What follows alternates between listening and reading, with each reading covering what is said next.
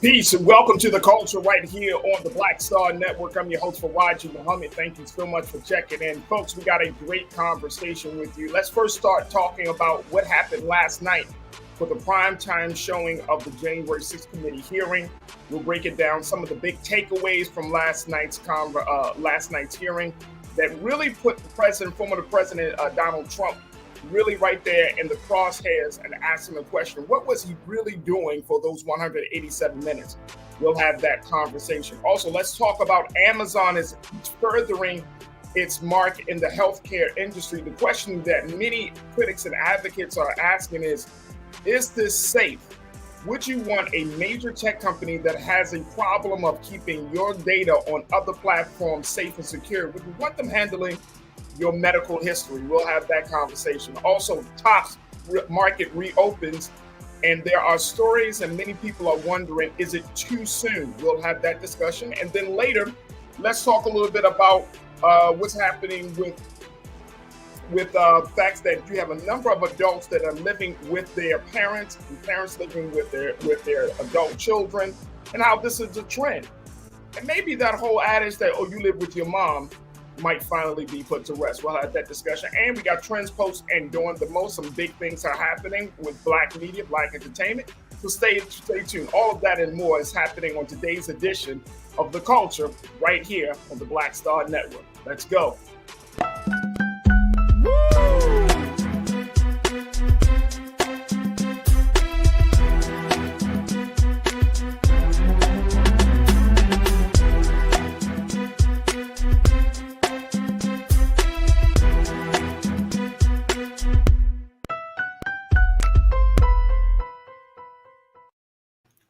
Folks, welcome to the show. Welcome to the show and happy Friday.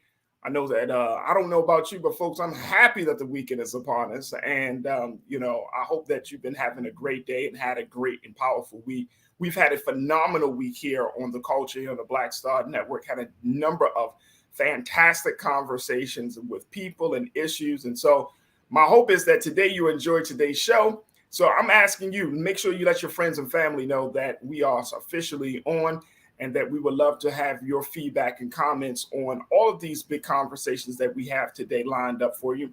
So make sure you jump in on our blackstarnetwork.com to access the show and to check out all the replays. But also, if you can't get on the website for whatever reason and you like to log on to our YouTube page, which is one of our active Culture Crew online chats, you can definitely do that, as well as our Facebook page. Always something that's being said there. So make sure you join the conversation in a moment. Folks, let's talk about the January 6th committee hearing. Last night was what some people might consider to be a season one of the hearings. This was the 8th and final hearing as of right now.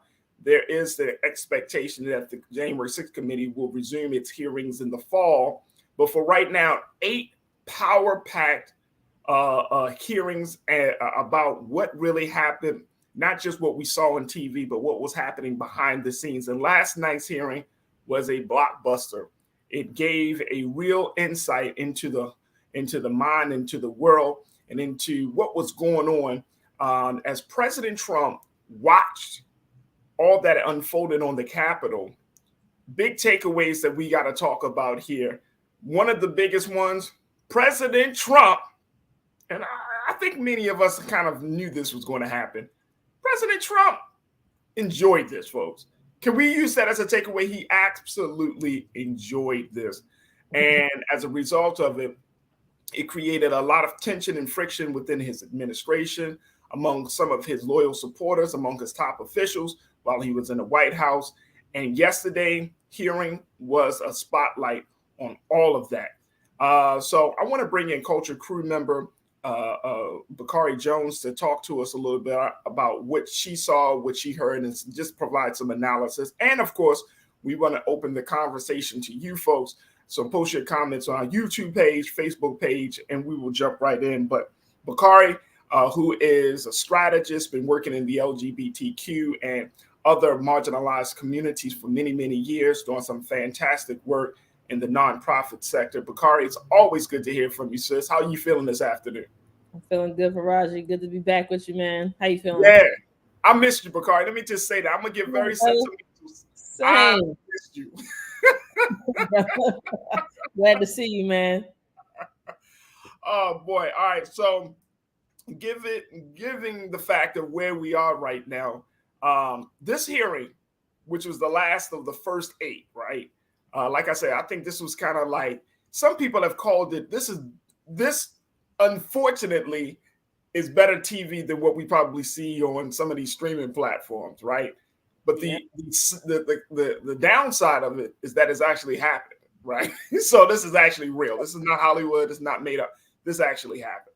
But with this situation here, with this January 6th committee, here's a couple of the big things that I think a lot of people saw, that you had a number of top officials that were working within the Trump Pence administration really seeing a president who had some nefarious motives from the very beginning. It all came out on January the 6th. It created like this situation of the Capitol, created the perfect storm for folks to see Donald Trump as he really is. And it's interesting, Bakari, that throughout all of these hearings, people are kind of shocked. Mhm. Whereas for us, on the other side of his ideology, the other side of where he is, we're like, did we not say that this guy was unfit to sit in the most powerful seat in the world? Mhm. What, you know, eight hearings, all of this evidence, yet it had to be drawn out to this point. Do Yep. you think that the point was drew that the American people now get to see Donald Trump for who he really is, how much of an impact and how much of a destructive force that he really is? Do you think that message was driven home last night with this hearing? Maybe. You know, I have. It's like it. You know, it's there are multiple audiences, right? There are Yeah. multiple audiences that I'm sure were tuning into the hearing. So you know, it's like to his loyalists. I'm sure that they just saw it as a double down. You know, they just see this as, you know, somebody that they stand behind that's being persecuted wrongly. And I think that for folks that probably, you know, that maybe possibly saw themselves somehow, we don't know how, but somehow still saw themselves in the middle, I do hope that the hearings were enough to sway them, right? So the loyalist aside, I don't think there's any getting through to them. But my hope is that the folks that find themselves in the middle, that they saw enough about, you know, just I think that for me, what's the most interesting part, and not interesting, but I guess the most unfortunate part is that, you know, and not to be unexpected, as a Black American, I don't have this perspective, but when I, if I put myself in the position of a non-Black American, I wonder, like, you know, what is that experience like for someone to see their president not be able to stand beside their vice president, you know, beside their running mate, beside their second in command. So I'm hoping that the folks that found themselves in the middle somehow at the Mm. end of all of that, you know, will see more of who Trump really has been all along. Well, All along. and Everyone you all know along. what? It's so interesting for me, Bakari, because I'm with you. You know, I try to, and I actually really try to say, okay, let me step in someone else's shoes, right? Let me try to At least try, you let's know? try to see, let me see this from a different perspective. But the shoes don't fit, right? It gets to a place where even when I watch Fox News, I'm thinking to myself, this doesn't make any sense in terms of if you want to rebuke against the actual facts of the situation. Like, I don't care how good you are in spinning messages, Mm-hmm. how good you are in trying to reframe the narrative. The facts themselves are so strong, they speak for themselves. You know what I'm saying? And that's the part about it. And and the craziest part about this, and this was something that came up yesterday, and this was one of the big takeaways. Here you had two GOP leaders, Kevin McCarthy and Mitch McConnell, both who on literally a day or two after January 6th came before the Congress and said that President Trump was at fault. He was responsible for what had just happened on January 6th. These are two of the same men that, and even us, we can even throw in there Josh Hawley. These are men who literally were running for their lives from Trump supporters. So they said it. And one of the things that they did yesterday in the hearing is that they showed video of McCarthy and Mitch McConnell when they came out. McCarthy said the president bears responsibility for Wednesday's attack on Congress by mob rioters because he didn't act immediately. McConnell said it was obvious that only President Trump could end this because people were acting on his behalf. Then, how do you say that? You literally are running for your life. Mm-hmm. Then, a few days after that, after you made those comments, not even going as far as to punish, to hold the man accountable, whose supporters were literally there to take your head off. Mm-hmm. That's one.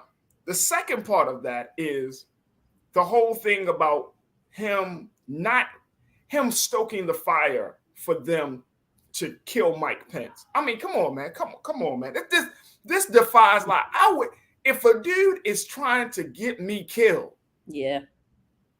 Literally. Why would I defend him in any setting? Court of law, TV, I literally, and that's what I'm saying. This is the stuff that defies logic and all intelligence.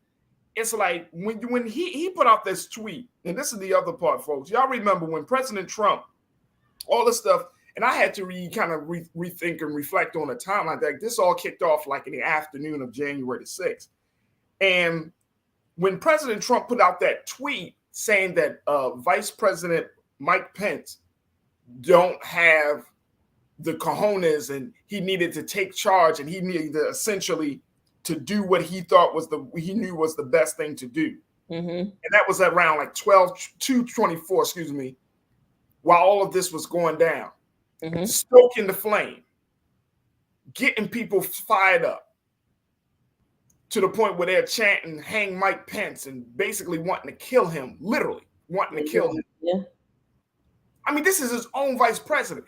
And I'm still thinking, again, this is the same party that wants this man's support.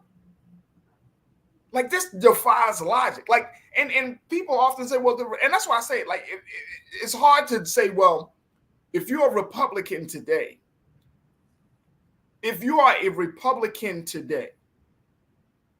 this is acceptable. This is the party that you want to be a part of, a party that literally is in a state of denial and defy human intelligence and logic. That's what you want to be a part of. Right. But when we talk about the thoughts, feelings, and behaviors that lead to this, right? So the Republicans are, we talk a lot in this space about Republicans, just their ability, their commitment really to playing, so to speak, the long game. And I think that, I can't even say I think. What we know is that they have a very different level of commitment. I think that at this point, from what we've seen and what we are experiencing now, it feels very much like they continue to exploit some of the biases, right? So we double down with fear and then we exploit a bias. And that is what, to my knowledge, is what, from a behavioral standpoint, causes human beings to vote against their own interests. Ultimately, you've been manipulated in some way, shape, or form. And I think that that's what we are seeing and witnessing play out right now.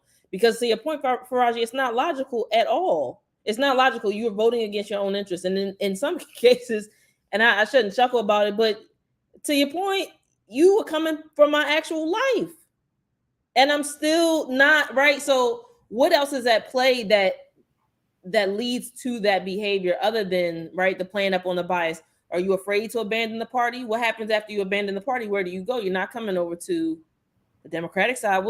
What are the options do you have moving forward after that? So I don't know. I don't know. Like, I mean, I get it. And again, this is us trying to step in someone else's shoes.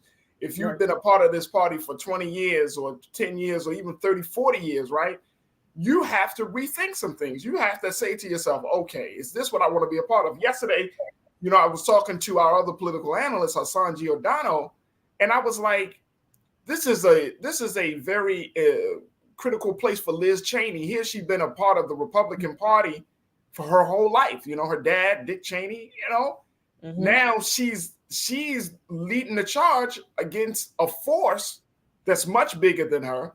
And I'm wondering, like, what is she going to do? Like, because, okay, if she doesn't get reelected, she's going to have to figure out a different plan of action. But more importantly, your value system, your belief system is totally will be disrupted. There's going to be a real a fraction in the GOP. Either you're going to be like they might say a Trumper, or you're going to be a conservative, or you're going to be, you know, a modern day Republican. You know what I mean? Like something that's a little bit more progressive. It's just absolutely insane. Let's get to some of these comments because folks are checking in, and folks, we love to hear what you got to say. So let me hear from Giselle. Giselle checked in. Giselle, you said that mess was a mess. LOL. I loved every bit of it. They got Trump. Look, I watched and I was thinking to myself, yeah, but they call him Teflon Don for a reason, right? Y'all remember that name, Teflon Don? And then the other part of it is, how much more evidence do you really need? Oof. I mean, this thing was an 8-part hearing series. How much more evidence? You had his main guy, Cipollone, excuse me, making, now this is Pat Cipollone, part of the president's cabinet, one of his top advisors, and he's saying all of these things. He's talking about the fact that it urged the president strongly, you need to say something. Then when they got to the part where they said, when Liz Cheney asked the question, do you think anybody enjoyed what they saw on January 6th? Then he got a little tongue-tied. He got a little twist. I mean, she said, do you think anyone in that White House? No, we didn't. Okay. Do you think President Trump enjoyed it? Bruh. You couldn't even answer the question without, you already answered the question. Yep. But that was a pivotal moment. So Giselle, I'm with you, but part of me is like, unless these people are serious about, unless they're serious about the truth, we may not get Trump at all. I appreciate you though, Giselle. Thank you for checking in. Janae, you said this is reality TV in its purest form, and the headline monster is still living. If only it was a movie, he will be locked up already. Right. Brother King, Janae, thank you so much. It's good to hear from you today. Brother King Lee, my man, you checked in and said, look, I'm glad Steve Bannon was found guilty on 2 counts earlier today. Yep, folks, Steve Bannon, who is one of the architects of the Trump campaign, was found guilty in contempt of not providing testimony and refusing testimony for the January 6th hearing, January 6th committee. 2 counts. So we will see how that rolls out. That was just a few minutes ago. But you're right. I'm glad. But again, this is America. So all this could just be a slap on the wrist. Shalinda, you checked in and said, look, it only took the jury 3 hours to find him guilty, including the 2 hours and 59 minutes of lunch. Again, this is the same party that was that decided not to even impeach him, Bakari.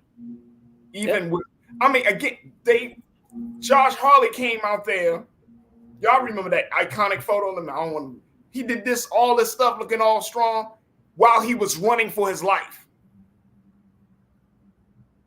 Dumb. I mean, it defies logic.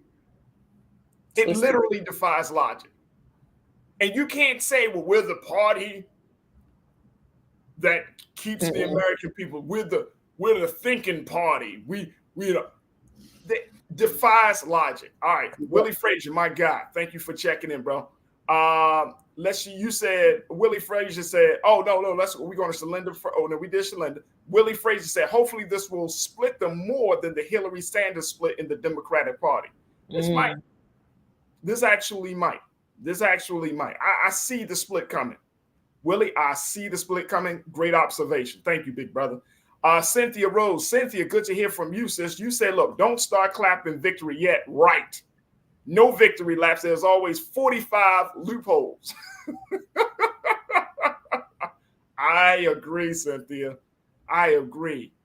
And Rashida Guest. Rashida, thank you so much. Rashida, you checked in and said, Bannon, don't drop the soap. Hey, look, man. They're white supremacists in prison. He'll be all right.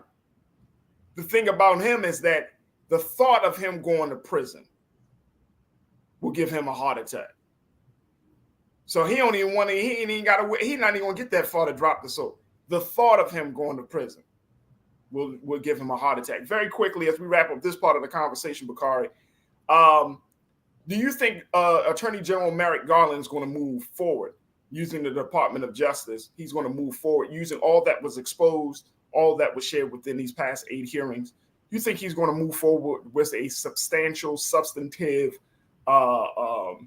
investigation into President Trump?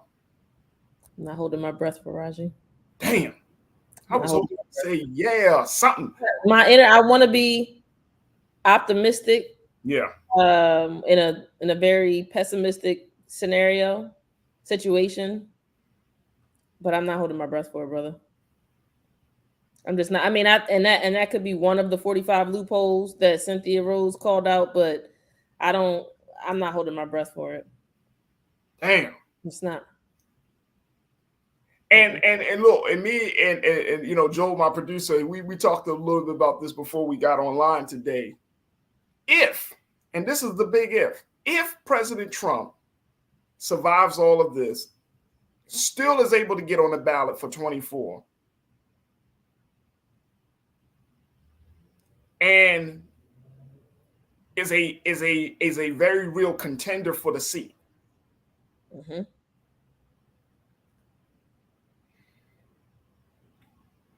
If he goes that far and let's take it even further, he wins, America is going to change.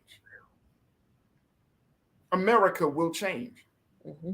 We got to go through some big steps to get to that place, but America will not be the same that it was in 2022 come 2024. Mm-hmm. Things will change. Now, if he gets on the ballot, I don't even think he needs to win. My thing has always been, if he gets through all of this, there's no real repercussions and consequences for any of this. Mm-hmm. If his name is brought up in 2023 as being a potential candidate for the United States presidency, we should all have a problem. We should all have a problem.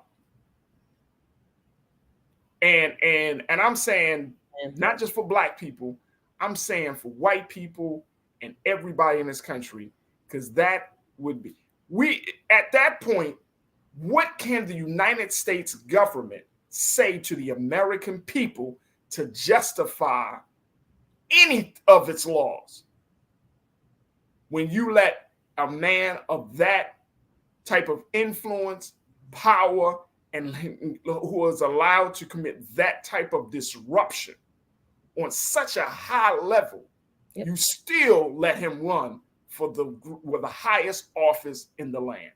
What does that say to the institution of the United States of America? Please. What does it say to the institution? What does it say about the institution? Rather, yes. Abroad. I mean, right. When we, I think we talk about this, as Americans, but how are we being perceived as a result of this this saga, if you will, that's being broadcast, right? It's not closed circuit. It's not like it's only being, shared within the confines of the US. So what does Yep, that also great say? point. What can the US has not had a right, so to speak, in my opinion, to say and intervene in a lot of different international causes and matters, but just the shaky foundation that we were already sort of standing upon as a country. What does this do, to that foundation even further? So That's that's the big conversation. And Karina, I see you, sis. You said I can't even think about 2024 until we know who will be in the majority after November 2022. If the GOP win, expect a hostile takeover, not an election. If I could pin your comment, Karina, I would. I think that's exactly where we're heading. But now that we know what possibly can happen down the road, I think that it is only right, as Black people in this country, as people who want to see this country in a better place, but want to still try to adhere to the laws of the Constitution, there has to be a game plan. We can't sit around and wait for something to happen and then react. Correct.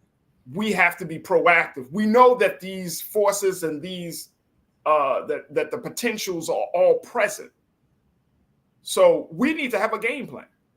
There has to be a national and local game plan on how marginalized communities, hell, how white people who said enough is enough, how we're going to respond, so that if any contingency of that magnitude were to happen, then we will be prepared. And I think we really, and I'm serious, we really do need to have a game plan. So Karina, I'm right there with you, sis. Right there with you. Folks, we got to take a quick pause. When we move forward, let's have a conversation. I want to discuss what's happening with the Tops supermarket reopening, folks. This is a big discussion that I don't want us to sweep under the table. The supermarket where Peyton Gendron, the white supremacist who killed 10 Black people, gunned down earlier this year in cold blood, has decided to reopen only after a 2-month closure. And there are a number of people, both in Buffalo and outside of Buffalo, who are wondering, is it too soon? We'll have that discussion up next. Stay with us. It's The Culture here on the Black Star Network.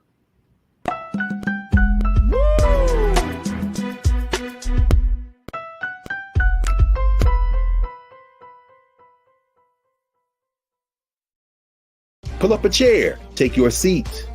The Black Tape with me, Dr. Greg Carr, here on the Black Star Network. Every week, we'll take a deeper dive into the world we're living in. Join the conversation only on the Black Star Network. Don't you think it's time to get wealthy? I'm Deborah Owens, America's Wealth Coach, and my new show on the Black Star Network focuses on the things your financial advisor or bank isn't telling you. So watch Get Wealthy on the Black Star Network.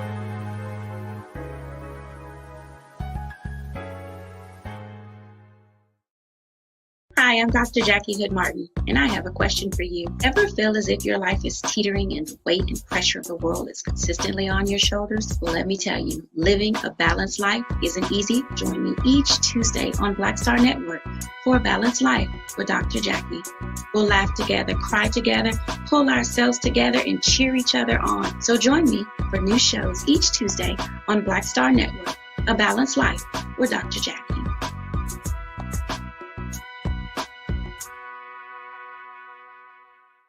It's time to be smart.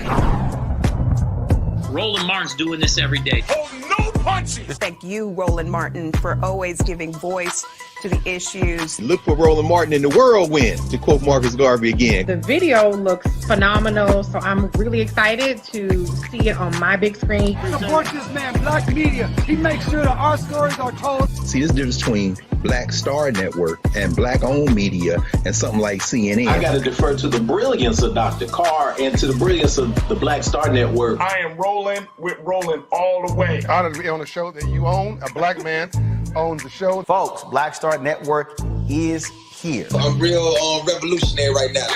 Roland was amazing on that. I love y'all. I can't commend you enough about this platform that you've created for us to be able to share who we are, what we're doing in the world, and the impact that we're having. Let's be smart. Bring your eyeballs home. You can't be Black-owned media and be scared. You dig?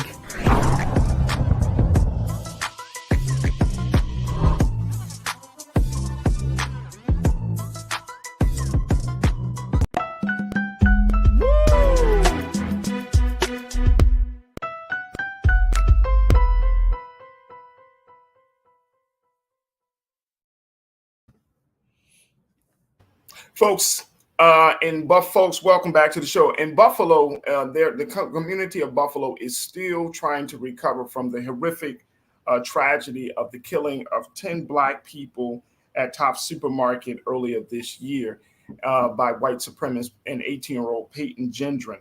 And New York Times and other publications have been looking at what the impact of reopening a market that served as a killing field for one of the most horrific mass shootings in American history, and especially a racial mass shooting of that magnitude.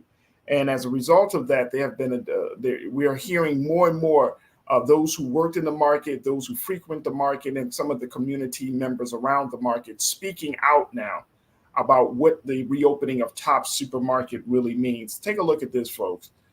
This is Yaina McReynolds, 20 years old. She was a cashier manager, saying, I think about what happened every day as I wake up and every night as I go to sleep. I'm trying to be strong for my little girls. I mean, she's just one of many stories coming out of the massacre at Tops. But more importantly, it causes me to just wonder, what are we doing? Now, I want to share with you a couple of things. The New York Times reported this. Keenan, if we could post that first quote, please, brother.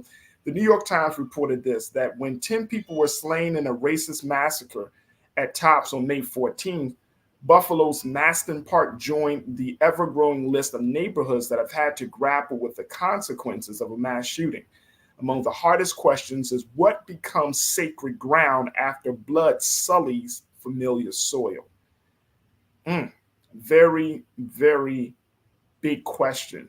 Now, according to the management and to the leadership of Tops Supermarket, the president of the supermarket, Mr. John Persons, he put out a statement, he did an interview saying this. Check this out, folks. Mr. Persons said in an interview before the opening that he knew reactions would vary widely. Within about 10 days of the massacre, he said company officials decided to renovate instead of build a project that could have taken 3 years. According to his logic, he said that isn't a realistic possibility for the area. We're trying to balance those emotions and understanding that for people in the community with trying to serve the neighborhood at large.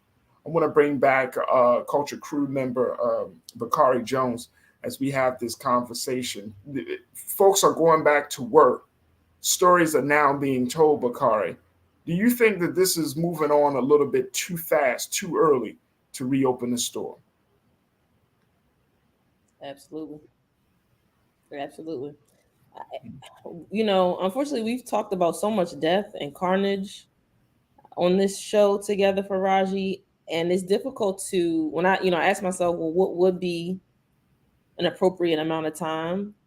And I want to say at least a year. In an ideal, sense, I feel like what would be fair would be for these people to be able to have a level of reprieve that they would be able to go through some intense therapy.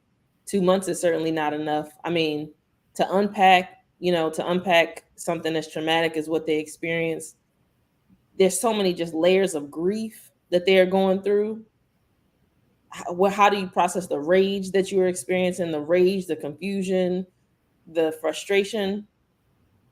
I think 2 months is wild. But I also, I mean, it's like this is where we live, right? We live in the US, in this place where unfortunately assault weapons are permitted without a whole lot of requirements, a whole lot of safety measures and precautions being taken. That's sort of what's prioritized here in the country. So it's not unexpected, right? When I, again, putting ourselves in the shoes of others, when I think like a capitalist, 2 months is right on time. Yeah. You know? Yeah. When I think as a community member, yeah. 2 months just is not, it's not going to kid. I mean, most people, you have maybe longer than 2 months for most surgeries that you have. Yep. Let alone, I mean, a mass shooting. You know, I mean, you could have 8 to 12 weeks for a surgery, right? For an invasive surgery, that could be a standard amount of time. For someone dying, 10 people being massacred in the place where you live and work in a community destination. Farajii, you know I love food. You know, right. You know how I feel about food. So, and you know, food represents so much as a place that we come together where we're able to share so many different things across cultural lines, right? That's a place for us to meet in the middle. So for that type of a sacred space to just be desecrated in this way, 2 months is just, for me, not at all. It's not at all soon enough. Even, I mean, probation to get insurance in many of these corporations is 90 days. Yep. We got 60. Yeah. No, brother, not at all. Not to me. No. I think that, and this is why I think that we need to have a conversation about it, and just to put it out there for many people, just to digest, Bakari, just because, you know, you especially being a woman working in, you know, I know that the work that you do, a lot of it is not just political work, it's healing work. You and I often talk about trauma. Mm-hmm. And when you're talking about a trauma of this magnitude, you can't just gloss over it, right? Exactly. Like, for example, let me just share this with folks. Now, in the article that the New York Times wrote about the reopening, they said that a couple of things. One is in other sites where mass shootings have taken place, those sites never reopened. And I thought this was interesting. They said the gay nightclub in Orlando where 49 people were killed in 2016 has become a permanent memorial. Yep. The elementary school in Sandy Hook, Connecticut have been demolished and rebuilt. What we saw down at the Robb Elementary in Uvalde, Texas, they're going to destroy it. I think they're going to rebuild it, but it's going to be destroyed.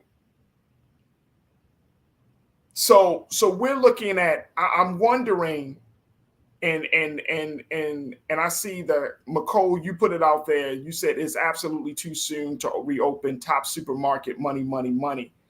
I'm wondering, is this a money grab, or is it just simply that Black trauma, Black pain is not worth the time?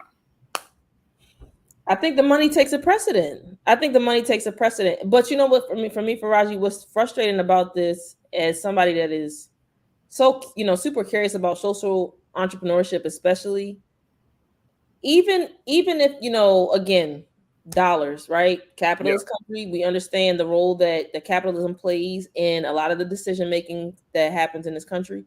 Okay, now, one, I just want to say, even if it was 90 days, let's go to 90 days before we reopen, but reopen with grocery delivery.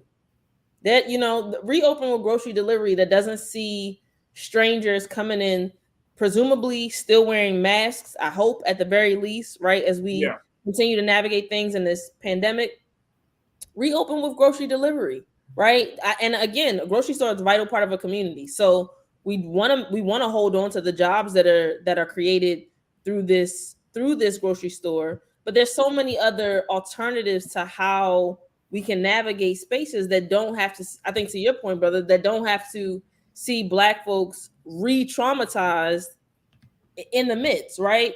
Okay, Right. we have grocery delivery. You know, somebody can come in, what's your list? The same way we do with what is it?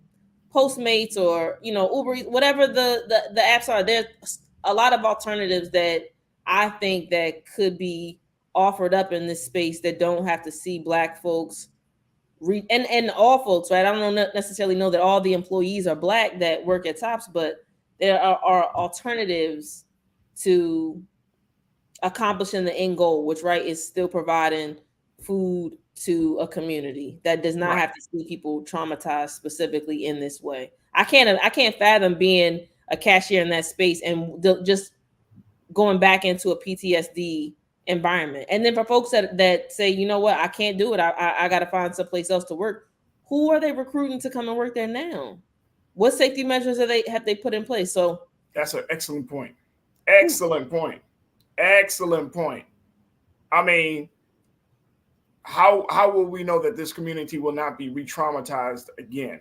Now, based upon history, we can kind of fall back on that part of it and say, well, once a massacre happens at one place, it doesn't happen twice, right? But we just don't know. That's the unpredictability of this type of situation. Now, the other thing about this is that the store, once it reopened, it actually has been renovated dramatically, where the flooring is darker, the interior and outdoor walls were repainted, and now there's also a water wall memorial that sits at the entrance. So Tops is trying to be cognizant of the gravity of the situation, I think. But of course, it probably doesn't feel the same. It probably just doesn't. I mean, it probably feels like you're walking into a mausoleum. You know what I mean? And I'm saying that with all due respect. Like when you walking through, like you're walking through sacred ground. It just doesn't it just doesn't feel right. I'm gonna be honest. It just doesn't feel right. Yeah. And I get what Mr. Persons, the president at Top, said. Like it's going to take 3 years. What does the community do? I don't know. I mean, like I see that. I see a couple of ideas, and let me just share what folks have been saying, folks. Forensic accountant, you checked in and you said, look, reopen it as a members only, like Costco, with only people from the community eligible. That may work. That may work, but I'm just talking about still the physical space of it. Like when you walk into it, can you really walk through a store where people were shot down in the aisles or near the cash register? I mean, seriously, can you do it? One of the stories that the Times pointed out, first thing they had, I thought this was a powerful story. They had a white woman by the name of, her name is Miss Wasaki, and she's a 56-year-old produce manager. And she is probably feeling some extreme survivor's guilt right now because she said, I survived because I'm white. She probably feel, and I'm saying that, and I'm saying all of them are probably experiencing some level of survivor's guilt. But here's one of the stories: is there's a young lady named Letitia Rogers. She said that she can't watch the news since that's all they've been showing, and she said she will. She remains unsure whether she will go back to the supermarket, do the shopping. She said it might be a few months, maybe next year, but right now, anytime soon, I wouldn't be able to handle it. I understand why they reopened. I just can't bring myself to go back. And we could have a number of conversations about the impact of profits over people, right? In a moment like this, in a situation like this, where you could just say, yeah, I understand it. Like logically, we can understand it. Like, yes, the store needs to reopen. The community needs the store. Jobs were there for the community. It provided, of course, food and all of the other necessities. But then there's the human element, and trying to strike the right balance with the human element. So it's like how do we do that? McCole, you checked in. McCole said it is absolutely too soon to reopen Tops Supermarket. Money, money, money. So I think that's a huge part of it, McCole. Belinda, you checked in. You said, and McCole, appreciate you. Belinda, you checked in. You said, not really sure how the families, community benefit from rapid reopening when everyone affected has been given involuntary PSTD. The owners could have easily relocated nearby. I don't know. Could they? I don't know. I don't live in that part of Buffalo. I don't live in Buffalo. So I couldn't say, oh, y'all can just rebuild. I hear and I know where the spirit you're coming from, Belinda, but I don't know if that's plausible. But we will, I don't know. Mike, you checked in. Appreciate you, Belinda. Mike, you checked in and said FEMA should have allocated $40 million to open a grocery co-op owned by the community and run by the community for the community. Raise the original store. And he simply meaning raise means to destroy it. Mike, you're thinking too much. As the old saying goes, that's too much like right. I wouldn't have expected the FEMA to do all of that. I'm gonna be honest with you. I don't have no expectations for FEMA to do that. But I see what you're saying, and it shouldn't even have to be FEMA. Let's just put this out there. And Bakari, I'd love to get your take on this. It doesn't have to be FEMA. This affected all of us, right? And it's interesting that when we have these racial tragedies that happen,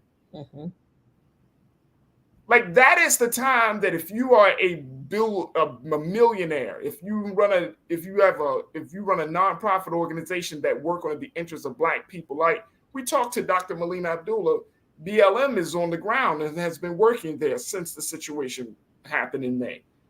But that is the time for Black organizations, Black resources to start to just come into the community. This community should not have to try to figure out what their future is going to look like or where's the support. Those questions shouldn't have to be asked from Black people when you have all of this other Black stuff around it. And I don't understand that, why that is the case. I hear you. I definitely hear you, Farajii.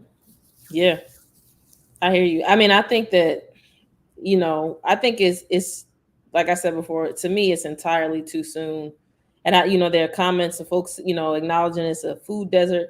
And also, from my knowledge, Buffalo is a super small community. So I think, it's important that there is some place for folks to go to get food and resources. But I just, I want to know, what would it have looked like for the owners of Tops to say, let's lead a human-centered design, a series of meetings and find out what the community actually wants. I think that's the part for me that oftentimes is incredibly frustrating about capitalism. Is this obsession and this hyper focus on the finances when Tops had to, from my limited knowledge of the things that are, shared with this article in the Times, you had an opportunity to deepen relationship with the community, right? What that could have looked like. And there are human-centered design processes that could take well over 2 months.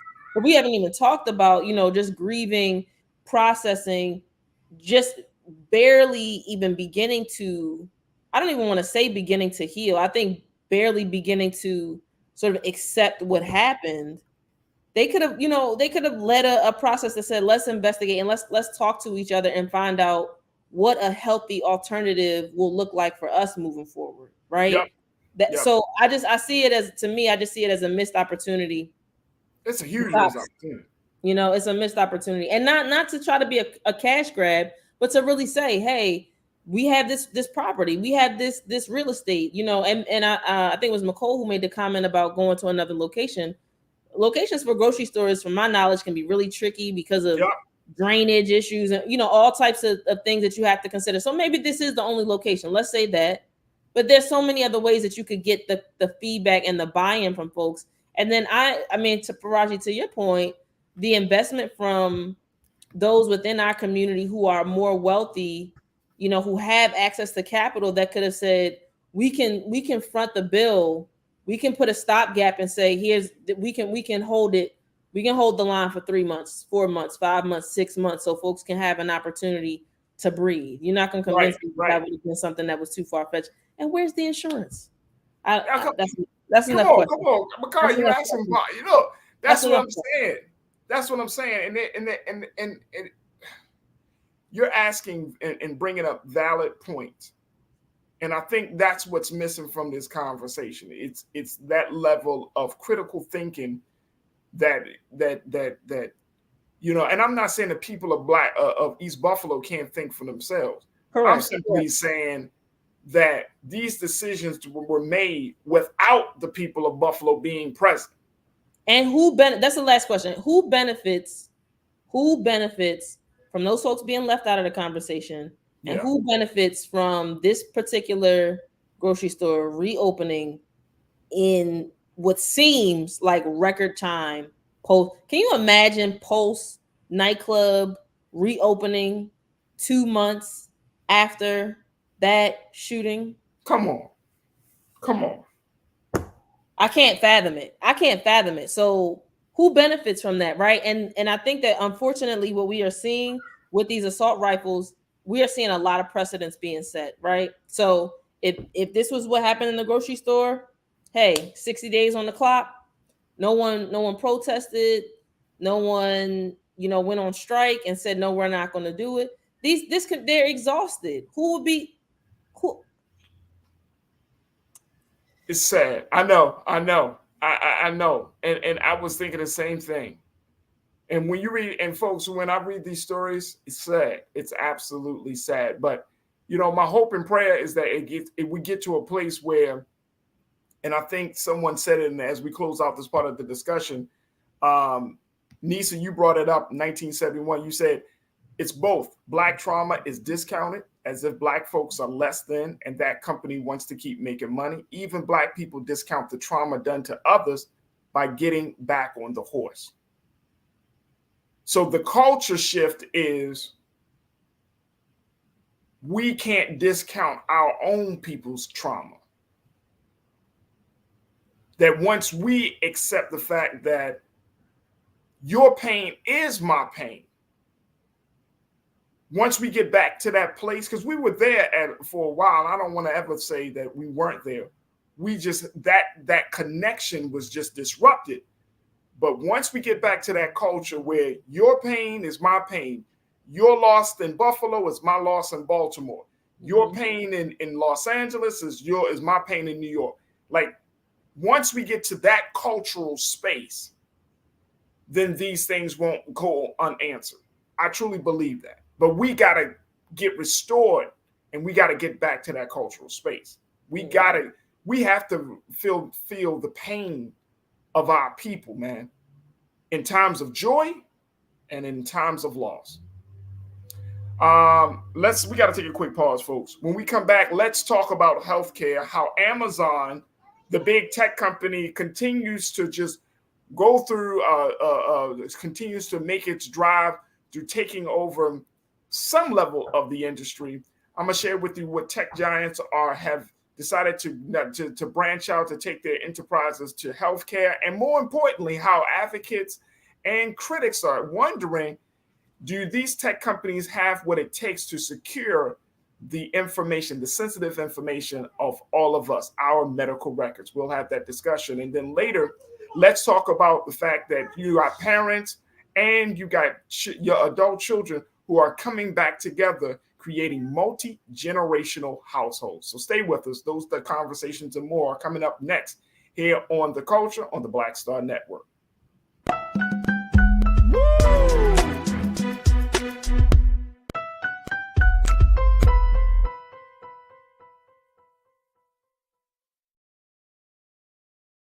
Don't you think it's time to get wealthy? I'm Deborah Owens, America's Wealth Coach, and my new show on the Black Star Network focuses on the things your financial advisor or bank isn't telling you. So watch Get Wealthy on the Black Star Network.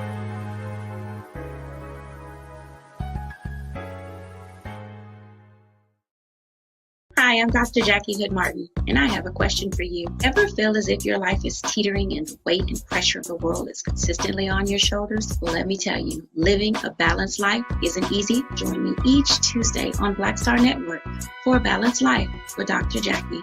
We'll laugh together, cry together, pull ourselves together, and cheer each other on. So join me for new shows each Tuesday on Black Star Network, A Balanced Life with Dr. Jackie.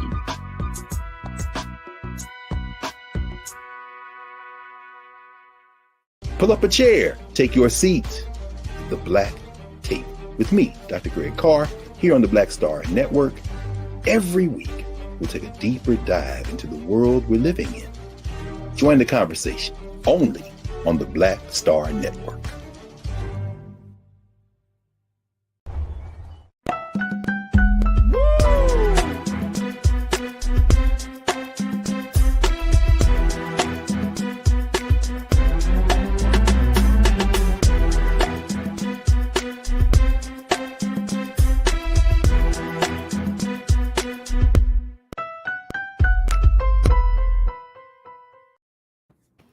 Folks, welcome back to the culture, the second hour of the culture here on the Black Star Network. Man, oh man, make sure y'all check out the replay on the first hour. If you missed it, great conversations as we talk about the January 6th hearing and the reopening of Top Supermarket, which is the place where 10 Black people were gunned down by a white supremacist early in this year.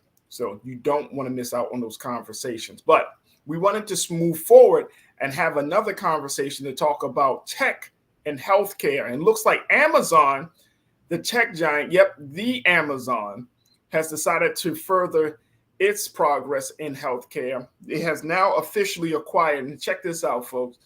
Keenan, let's put that information up on the screen, please, brother.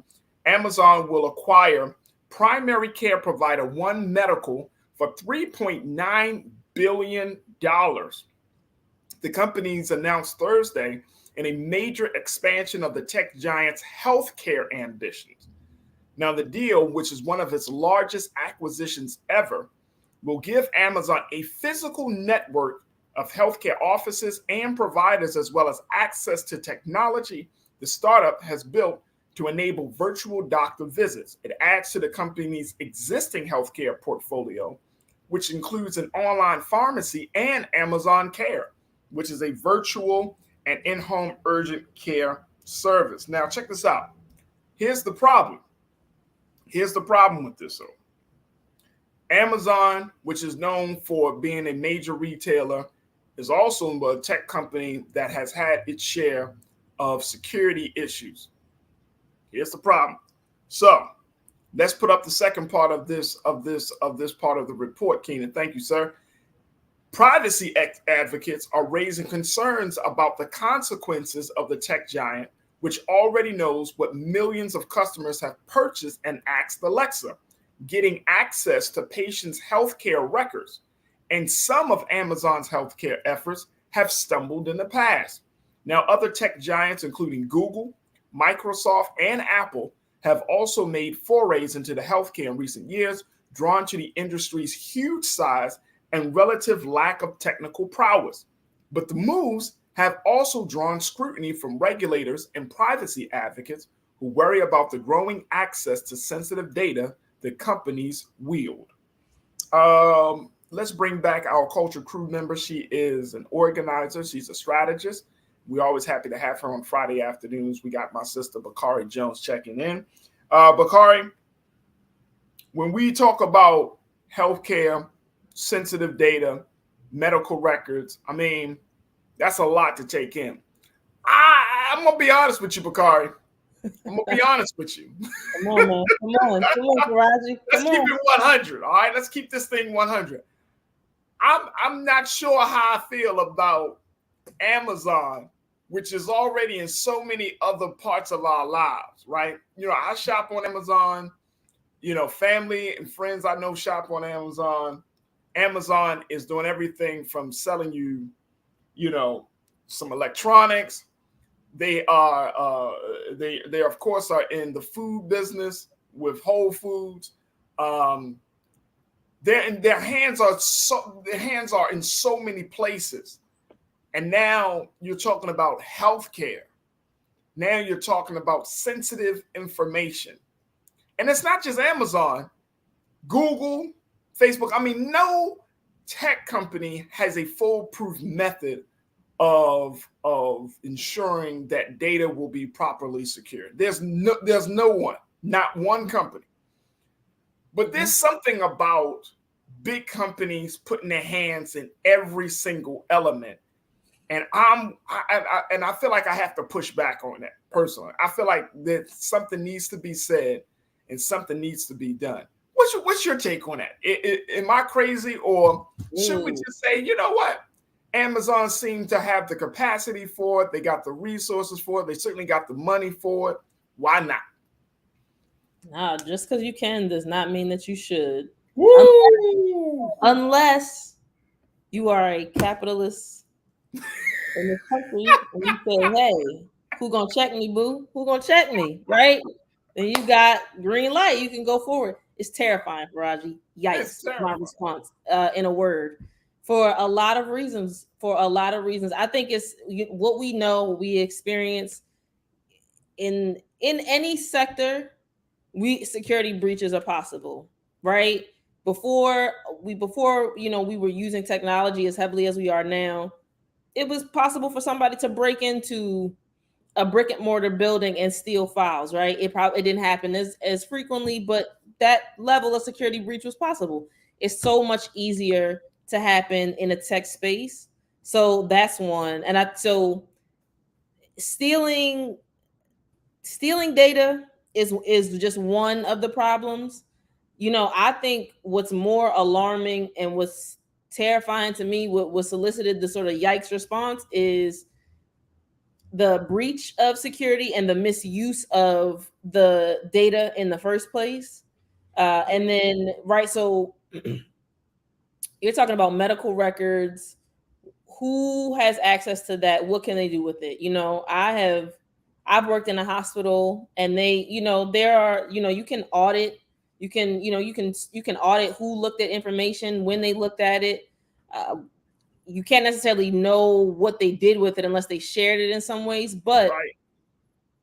what the potential is, who had, within Amazon, what security clearances will be needed, if any, to access, this level of data, as complicated as it is. And then I think the really scary thing, another scary thing about this is, oftentimes you have to wait until a breach happens before you can try to sort of fix it and say, okay, well, here's now what we're going to do in response, as opposed to laying out measures that are probably going to be really cumbersome, expensive, and time consuming to prevent some of these things happening in the first place.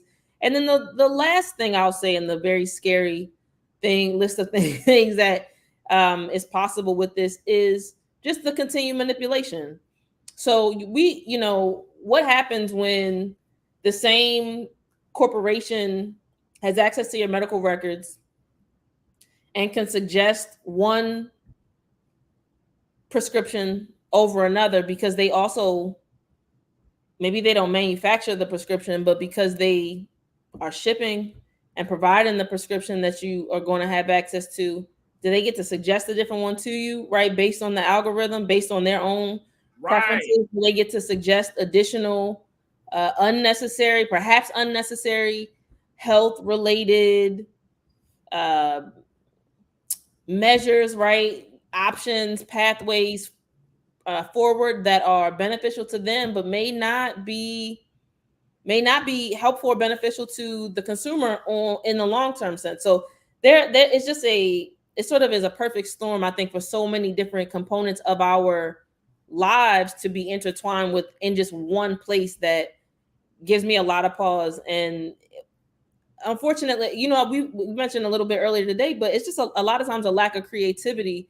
When I was in the tech space, I was introduced to the phrase pale, stale, and male. as a lot of, who makes up the tech industry. And so we hear now in the STEM space, there's a push to get people of color. There's a push to get women. There's a push to get folks who are, LGBTQIA into some of these spaces to diversify them. And on one hand, it's yes, we want those folks to have access to jobs and job security, but some of that literally has to do with how these algorithms are written, right? Yep. The things that you don't code for, things that you don't think about, that you don't acknowledge on the front end, because sickle cell is not something that comes across your mind because nobody on your team is Black, and then nobody on your team therefore deals with it in the first place. So there are just so many different layers to this that, one, are already scary, and I think become scarier because we don't have a diverse group of people working on the problem to solve it in the first place. I agree with you. And I think that we are in a space right now, Bakari, where yes, we know that healthcare in this country, and it's such a big issue, sucks. Okay, I'm just going to put in that case, and I'm not trying to be elementary in my language, but it's just simply that so many people in this country already suffer from lack of quality service and care, right? Mm-hmm. Now we're talking about maintaining and sustaining the technical issues of healthcare in this country. And then I think for me, what's always been a concern, which is why I like having these conversations about tech and the impact and influence they have on our personal lives. There is something about, of course, in economics, they're talking about monopolies. They're talking about the market. They're talking about how competition is good for the market. Those principles. There's something about making sure that certain companies stay in their lanes, and so that other companies can do what they do best. And I feel like if we have in this country, especially, a one-size-fit-all approach to human services, then it does not provide the type of intentional it's just not as qualitative as it could be. And I'm saying that, like, Amazon is such a huge company, and it's not just about it's just so much. Like, when you think about the fact they have an Amazon Health Services, it's like, damn, y'all gonna, next thing y'all gonna have an Amazon Education. You know what I'm saying? Mm-hmm. And then the only place that you're not going to be able to cover, which you may be able to cover, and you're probably doing it behind closed doors, is the government infrastructure side. But right. If you think about all of the other elements that make up our life, education, healthcare, politics, food, all of these things, no one company should have that much power, to use the term from Malcolm X's movie, right? It's like no one company should have that much input on millions of people, because it creates, it furthers the paradigm of a small group of a small number of, or a few people at the top who are dictating, regulating, and essentially they're making decisions for all of these people. That's not a good paradigm to have in this country. And I think that's the pushback that I personally have. We as a country need to stop having this top-down approach and start to level things out, where people have, not only are they buying healthcare products and services, but they're making decisions about their healthcare needs and interests. Mm-hmm. You know what I'm saying? Like healthcare should not be determined just by a chosen few. Healthcare affects everyone. Everyone has to take care of their body. I don't think I have heard anybody, whether you're talking about the man or woman that's on the street to the person all the way in the penthouse, I have never heard somebody say, I don't need no healthcare. We don't need quality healthcare. Like, healthcare is one of those things that literally affects each and every person that's walking around. And that requires a common sense human human interest approach. And I just push back on it. I push back on it. Now here's what, according to Amazon, the senior vice president of Amazon Health Services, his name is Neil Lindsay. He said healthcare is in need of reinvention. Facts. I get that. Because as Black people in this country, we don't get the proper service. We get misdiagnosed and we get all of the other issues of it. But the reinvention should not come from one company.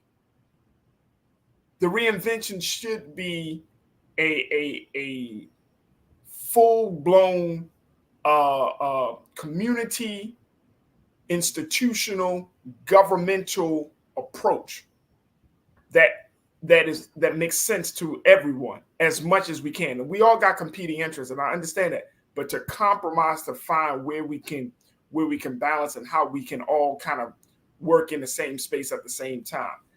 And so I'm all for that. But like, check this out. For this company, One Medical, membership-based primary care provider, it has 767,000 members. Patients are typically charged an annual subscription fee of $199. But the company, according to the Washington Post, is not profitable.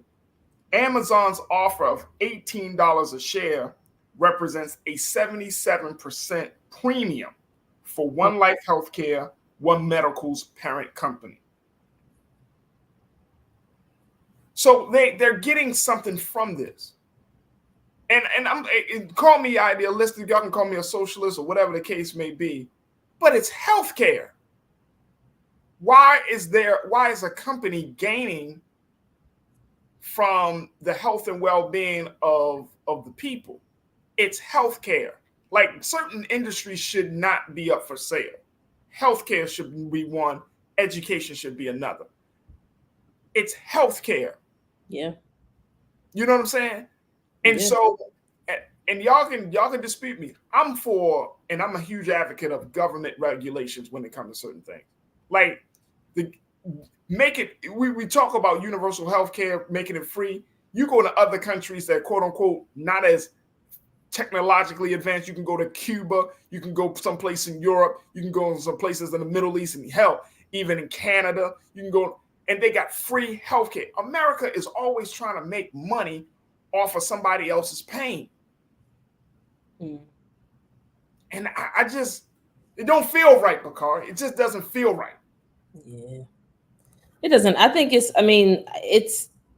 from my very, very, very limited experience in, the health and tech space, which is interesting. Also, there's a concentration of those industries here in Maryland.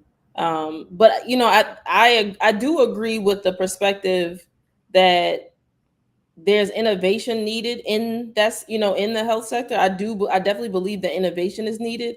I just personally I would really struggle with trusting Amazon to be the corporation at the helm of that innovation. And I think that they just have a lot of power. I think that for me, when I'm asking myself, like, well, how could I be optimistic about this? And it still is somewhat cynical in that, I think that corporations can scale to a point where they are, people say you're too big for your britches. I think it's possible for them to get to the point where they are too large and then they cannot maintain the sort of sub industries that they have found themselves in. So, but I'm with you, Farajii. I think that there should be universal, and I think to privatize it and to give that control to Amazon, for me, is just it's pretty scary. It just is pretty scary, and then it's tempting, and it's towing the line, going down that space into beginning, the possibility for things to be monopolized, right, and then controlled, and then who ultimately gets left out of not just the conversation, but who is excluded from receiving care, when this is a right that we all deserve to have in this, globally, right? But here in the US, this is a right that, I think we need to establish within the time that we're here. Absolutely. Let's go to some of these comments because folks are checking in. Mike V. Mike, you said a number of things that I appreciate, brother. So I'm going to just raise up one. One of the things that you said, Farajii Muhammad, I work in cybersecurity and the healthcare industry. This is a lot more complex than what it seems on the surface. They would need to meet HIPAA compliance. And if they can't, it's a no-go. I agree. First, I agree about the complexity. I agree about them meeting the HIPAA requirements. So I totally agree. And also something else you said, Mike V, you said because data is the new oil, the more data a company can leverage, the more they can profit. Absolutely. Brother, you are on point, Mike. Absolutely on point. I appreciate you for your intelligence and analysis on this topic, brother. Thank you. Rashida, you checked in and said, I did Amazon pharmacy for a pill pack. It didn't work out for me. I'm staying with CVS and Walgreens. Some things just need to stay separate. I mean, yeah. Like healthcare is not one of them situations that let me try this out for a minute. You want to go to people, you know what I mean? Like it's hard to try to think about it.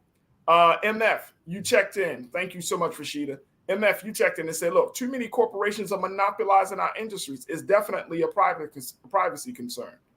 MF, I'm right there with you, man. I am right there with you. It's just, and that's the pushback that I have on this. You know, I know that we mentioned Google, Apple. Who said Apple? Let me see here. I think another one of you mentioned Apple. Mike, you mentioned Apple is getting into healthcare as well. They just got their certificate to do so. Microsoft has a whole division for healthcare now with chief nursing officers. Oracle too. I mean,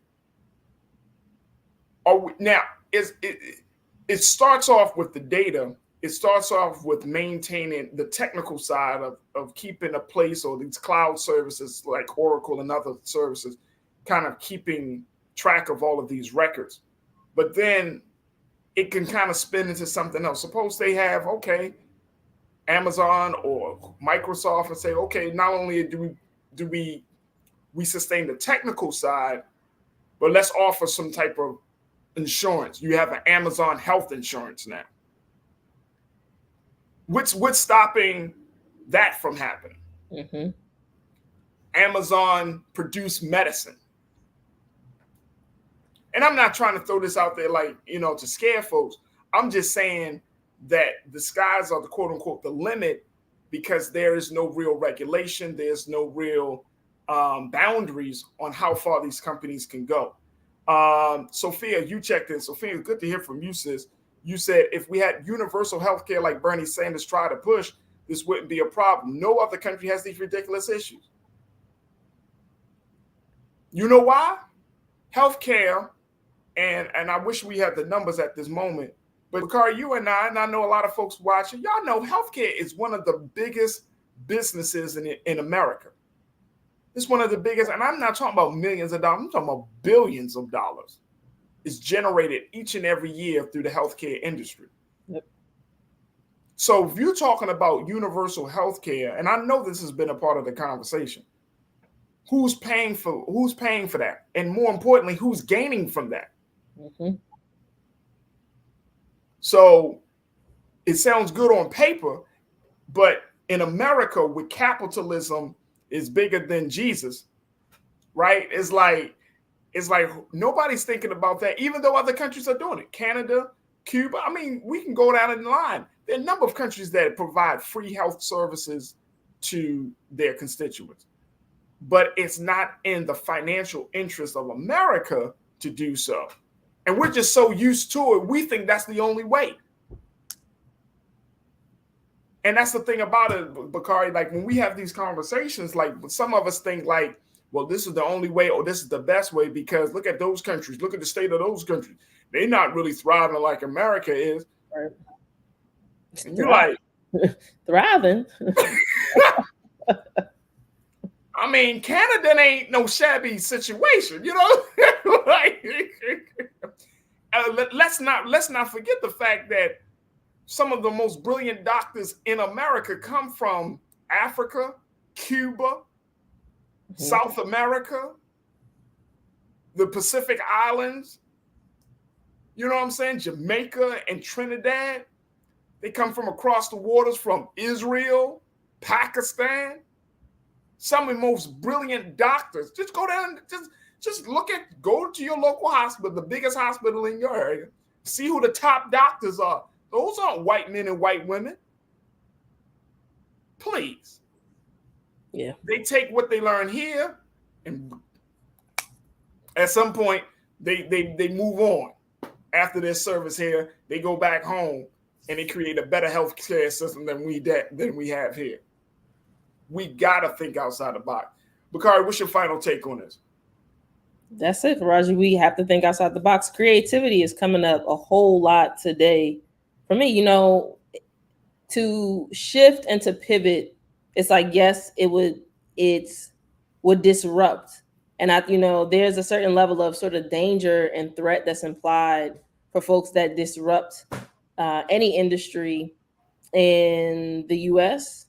So I think that it will require innovation. Again, like I said, it's a little scary for me to think about Amazon being the leaders of that innovation, but I don't think that it's not impossible, right? It's not impossible. So I think it's a matter of finding a solution and finding an on-ramp into that solution that can satisfy the largest number of people. It's not going to satisfy everyone. It's not going to, nothing is going to be perfect, but I think that innovation in this space is possible, and it just feels like, the time that we're in, we are just witnessing a lot of just like changing of the guard in some respects, and sort of just systems, ways of thinking literally just falling away. So, whether we are proactive about it now or whether we are reactive about it in the relatively near future, we know that the system that we have now, it just is not sustainable. So it's going to change.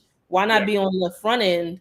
Why not be on the quote unquote leading edge of it to help shape it, as opposed to having to quote unquote deal with it when the change comes down the pipeline in the future. So that's my mindset. Yeah. Absolutely. We want to stop the conversation there. Folks, we're going to take a quick pause as we move forward. Let's talk a little bit about multi-generational households. Has it a circumstance or a choice? But the fact remains, folks, parents and adult children are living together, and is creating a whole dynamic here in America. We'll have that discussion. And plus, I got for you some trends, posts, and doing the most. So stay with us. All happening in the final 30 of the culture right here on the Black Star Network. We'll be right back.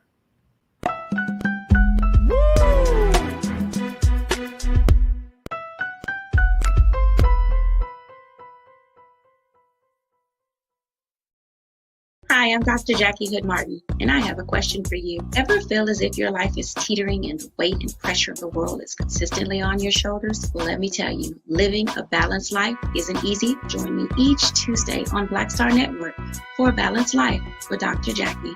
We'll laugh together, cry together, pull ourselves together, and cheer each other on. So join me for new shows each Tuesday on Black Star Network, A Balanced Life with Dr. Jackie.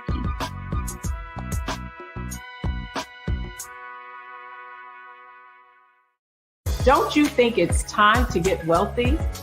I'm Deborah Owens, America's Wealth Coach, and my new show on the Black Star Network focuses on the things your financial advisor or bank isn't telling you. So watch Get Wealthy on the Black Star Network.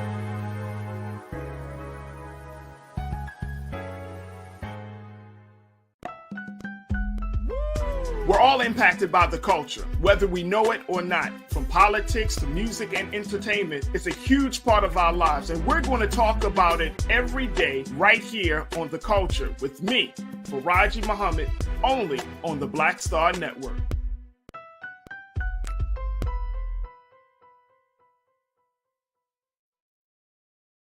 Pull up a chair, take your seat. The Black Tape with me, Dr. Greg Carr, here on the Black Star Network. Every week, we'll take a deeper dive into the world we're living in. Join the conversation only on the Black Star Network.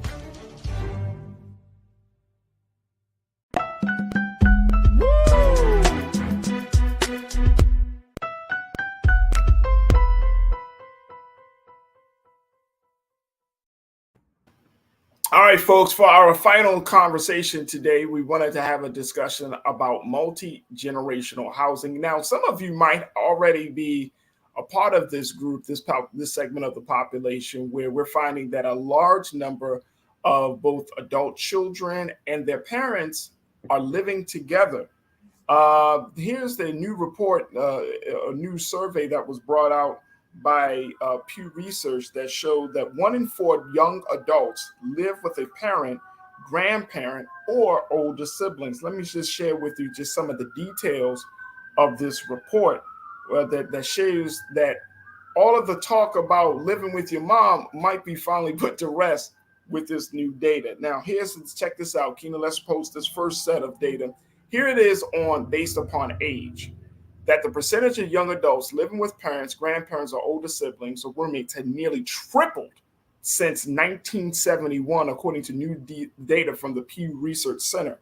Now, in a 2021 survey of nearly 10,000 Americans, 1 in 4 adults from ages 25 to 34 lived in a multi-generational family household. Now, that is defined as a household of adults 25 and older that includes 2 or more generations. About 9% of adults had these living circumstances in 1971, according to the report. Let's look at what it is based on race. Multi-generational living is also more common among immigrants and racial minorities. Now, these rates were comparable among Black Americans at 26%, Hispanic Americans 26%, and Asian Americans at 24%, compared to 13% of white Americans. About a quarter of Americans who were born in another country live in a multi-generational household, compared to 17% of American natives. And then we got to look at all of this based upon the on the youth. A separate Pew study found that a separate Pew study found that 37% of men from ages 25 to 29 lived in a multi-generational household in 2021, compared to 26% of women in that age range. So let's bring in Culture Crew member Bakari Jones back in on this discussion. Bakari, are you surprised by any of these stats here by Pew Research Center? Not at all. Not at all. Not at all. I had to laugh a little bit because I remember back in the day, Bakari, culturally, if you live with your moms, yeah, that was like a no for a lot of, especially if you're going out with somebody and they're like, yeah, I live with my moms. You would look at that person funny, right? You would just be like, with the side eye. You still live with your parents? Mm-hmm. Mm-hmm. Now 25% of young adults live with their parents. And I don't know if it's just because of inflation or where we are economically in this country, but this is a real serious situation. And I hope the culture does change where we don't shame people for living with their mother, their dad, even their grandmother and grandfather. I hope people just don't shame each other for that. I know. I like it. I almost love it. You said almost love it. I almost love it, but I really like it. I really like it, Farajii. I think, culturally speaking, I think, the Black family, as a result of enslavement in this country was destroyed. To me, the opportunity to live in a multi-generational space means that there is a chance that we can start to reestablish some of those bonds and connections and to reestablish some of those lines of communication. And I say I like it and I almost love it because I know that there's still a lot of healing generationally and intergenerationally that I believe has to occur before it's not just a financial choice. But I think that, with some time, I think it can really start to shift and to strengthen our families. And, we just came off the back of a conversation related to healthcare. One of the things that, especially as a person that's queer, whose, opportunity to access healthcare through a spouse, could be jeopardized, in this country, and it's not protected in the same way that marriage is between a heterosexual man and a woman. To me, I think that it lends itself. I think it could become the fodder for us to start having conversations about what it looks like to say, yes, I live with my grandmother and I take care of my nieces and my nephew, or what, whatever the configuration is, and our families, right? Which Black families, that's how our families have are structured, whether it's godparents, nieces, nephews, aunties, whoever it is. What would that look like to then start having conversations and say, hey, I shouldn't have to necessarily be legally married to someone to be able for them to access healthcare through me. And so I think that, to me, that's why I say I like it, almost love it. There's still some prodding that needs to happen, but I think that these non-linear family structures can start to cultivate spaces where we can have some of those conversations and start to say, hey, you know what, I should be able to put my nieces down, as dependents on my healthcare if they're living with me, right? If I'm co-parenting, if we have these alternative structures. So I think it puts us in a position where we can actually become stronger. And between just, inflation, the increase in cost of living, to me, any opportunity that we have to sort of fortify our communities, we're saving a resource here or there, we're carpooling. Like, I know, I'm a proponent of communal living, right? I had an opportunity to live communally for a little bit, and I'm a proponent. It's a lot of boundary conversations that have to happen in order for it to be, I think, successful and healthy for everybody. But I think it could be a really beautiful thing. I think it could put us in a position where we can just be a little bit safer and stronger, and then make some more impactful moves with the access to financial resources specifically that we do have. No, I agree. It makes me think of the show Blackish, where Larry Fishburne's character is moved in with the family. And it's like, that shouldn't be an anomaly. That should be I remember growing up and hearing my father always like, y'all gonna put me in an old folks home. You know what I mean? And that was like a death sentence in his eyes, I think, instead of him, spending time with family. But I think that in modern day 2022, I think you're right. Well, I know you're right. There has to be some different conversations. Like, what does that mean in terms of boundaries, spacing? What does that mean in terms of the financial sustainability of the household? Like, for example, my man, Brother King Lee, you checked in and you said, you made a great point. You said, well, if the adult child is able-bodied and contributing financially or providing a human service to their family, then I have no issues with that adult. And I agree with you, King. You want whoever's the adult, and I'm particularly speaking of the child, the adult child. Mm-hmm. The adult child needs to be productive. Now, if the parent is moving in with the adult child, who already has a space and all of that, the adult child already has his or her own family, right? The parent can't disrupt that. You see what I'm saying? Those are the conversations that I think needs to be had. I think we're looking at it, the fact that I think we're looking at it from a numbers perspective, and according to Pew Research, but from a cultural perspective, our parents sometimes feel, and I know it. Look, I got my dad. I'm an older man. Parents feel like they are entitled to interfere in the management of the household, right, and the raising of the children. And I mean, they got a little something to say, out of respect. But those things can really be they can be sensitive topics. And if they aren't discussed at the beginning, if they aren't communicated with in a right manner, in the right spirit, they could become real big sore spots for families, right? So, and I know some of you that are watching, y'all have expressed that y'all have taken in your parents, or parents have taken you in. Mm-hmm. It would be interesting to see like how folks get through those raising children, handling money, space, who your space versus my space. All of these things have to be laid out at the very beginning, and I don't know if that's happening, but like I said, that's why I said circumstances or choice. because the circumstances is calling for us to try to clamp down and try to save money and all of those things. And again, Bakari, that stuff sounds good on paper. Like, oh no, you could just move in with me. Got to have some conversations first, though. Got to lay some things out first, Farajii. The toilet paper goes, what I mean? Put the toilet paper on the bottom. It's a lot of things we got to talk through. Don't leave me to swallow the orange juice. It's right. You know what I'm saying? Like a lot of things. Like all of that. Now, I already told myself, like, for example, my children, my son can stay with me. Like, as long as this little dude is working, he don't have to, my wife was like, oh, okay, when he gets to a certain age, once he's in college, I want him to move on campus to have that experience. I was like, okay. But even after college, if he says, Dad, can I come back? Mm-hmm. Sure. Yep.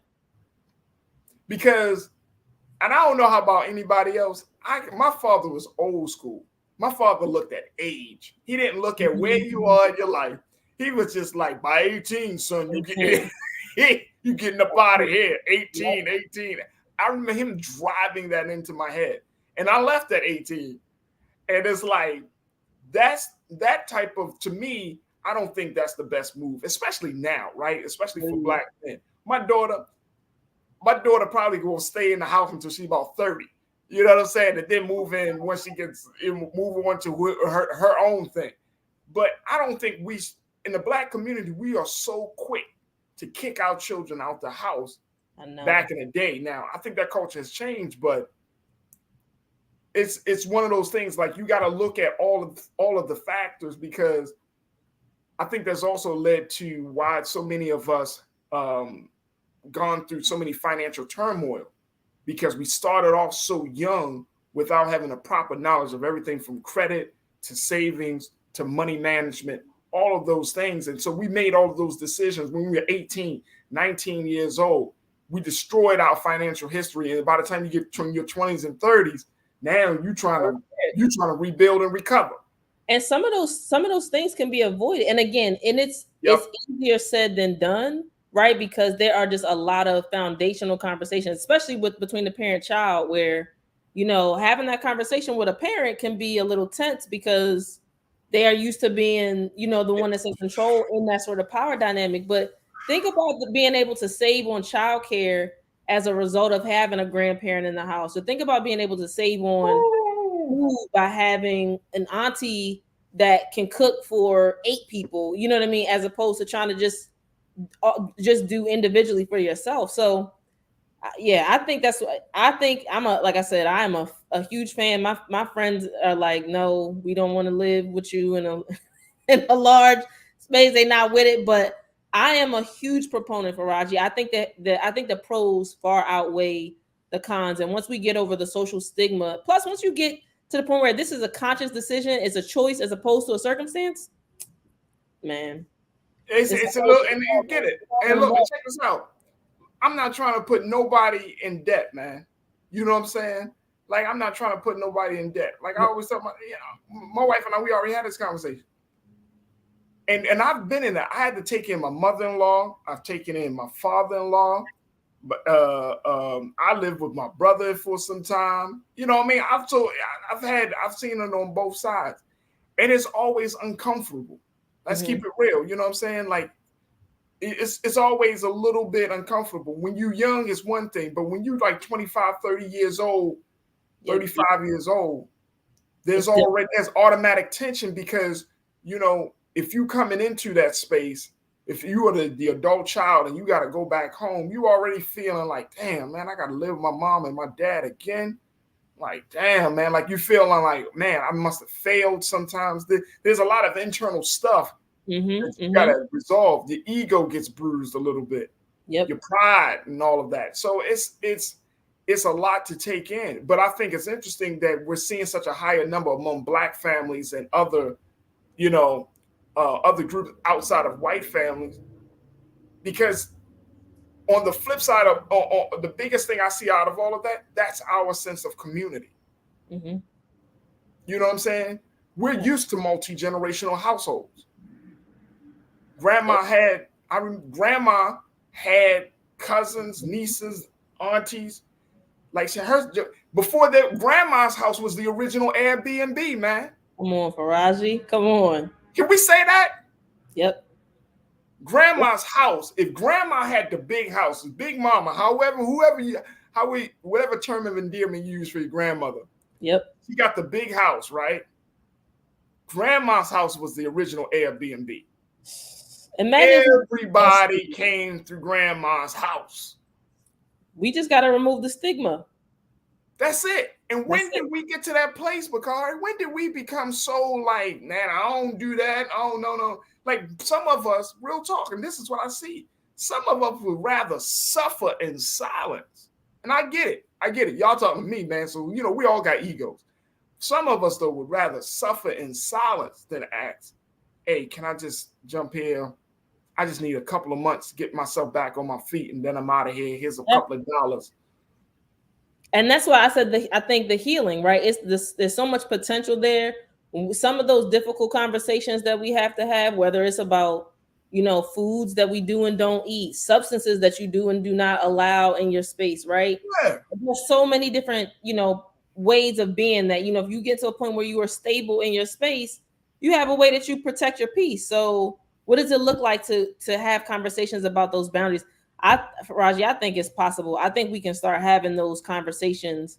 And I think, it will be interesting to see what an influencer looks like in this particular space. This will be a real fun that space would be interesting. Like pop out in a social media, capacity to be an influencer in this space. I would love to see that. And I would love to see them speaking to the moves that they're able to make either, for themselves financially or their family unit as well, like the progress that they've been able to make over the course of time. Yeah, and I love that idea. Like if you had an influencer that talked about that, like talk about the joys, you could talk about some of the challenges, but this situation, like you have somebody on a TikTok or IG, and they're talking about like, yeah, man, I moved back in with my parents and I've been able to save money. You know what I'm saying? My health has gotten better because I'm eating better foods instead of just eating crap. You know what I mean? Here's how I had that conversation about X. And here's how, here's how we had this difficult conversation about Y before we had to call in Iyan to fix my life to break us up over this thing. But, I think Farajii, I think it's doable, man. It's doable. It's very doable. It's going to be necessary. It's going to be necessary. When we start talking about climate change and just space, crowding, energy efficiency, all of those things, I think that's where we're heading in the future anyway. But I think so too. And guess what? We probably just need to come back together, man. Because we making some. I know for adult children, sometimes we make some of the most wildest decisions because we don't have wisdom to bounce them off of. Mm-hmm. You know what I mean? We don't have the mom, the dad, the uncle, the grandma, the granddad. You know what I mean? We don't have a family member that we can bounce some ideas off. I mean, you living with yourself or you living with somebody or you got your little family and y'all concocting some wild plan to get money. Instead of, you know what I'm saying? Well, I'm going to do this, I'm going to do that. And you know what I'm saying? We're going to get this. I mean, wild stuff that children aren't being, and that's the other side. We don't have enough time to get into it, but that's the other part of it too, that children have to have a sense of stability and connection with their family members. So there is great benefits, of course, in multi-generational households for the children. Yep. To see their grandmother, grandfather, their uncle, their aunt every day. Yep. To build that connection. You know what I'm saying? Like, and I know for me as a dad, as a father, when my father comes around, you know what I mean, I kind of fade to the back because my son hear my voice every single day, God willing. So, you know what I'm saying? For him to hear now my father going, now I've been taught by my dad. So when he hears his grandfather, my grandfather going to give it to him like he gave it to me 30 years ago. Mm-hmm. Yeah. So as a result of that, like certain principles are start going to be ingrained in my son and in my daughter because, it's not just dad just saying it. Mm-hmm. Double down. Yeah. You know what I'm saying? Oh, granddad's saying it too. And they got a different love and respect for him. My son, and real quick, Bakari, my son always be like, but Pop said, be like, man, Man, for your See? It's working in your favor. It's working in your favor. So be like, Pop said we shouldn't be eating that much sugar, Dad. Why you always got stuff with a lot of sugar in it, Dad? Like, because Pop's 75 years old. Right. See? I love it, but it's just like it's funny to me, but I'm like, that's the type of stuff. You know what I mean? He goes with my father and say the same thing. He'd be like, hey, Dad, don't do it like this. My father would be like, I ain't teach that boy that. we need that though, man. We need that. We need it. Right. So it's I think like you said, to wrap up this point, the fact that we have these communications and these conversations, and so many of our folks checking in and saying it's okay, we got to remove the stigma. We do that little cultural shift, I think things will get better for the Black community in particular. Mm-hmm. It will get much better for the Black community in particular. All right, folks, we got to take a quick break. When we move forward, let's talk about Transpost and Doing the Most very quickly. Stay with us. It's The Culture here on the Black Star Network.